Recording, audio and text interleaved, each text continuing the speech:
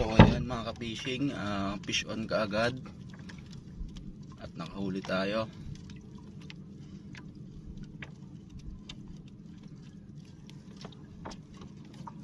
So ayan mga ka-fishing, nakahuli kaagad tayo ng bisugo. Ayan, fish on, ka-fish on kaagad tayo.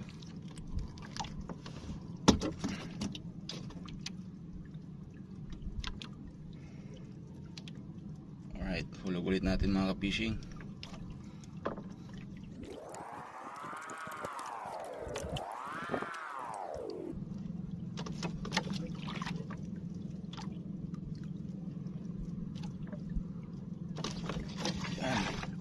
Pangalawang huli natin mga ka-fishing.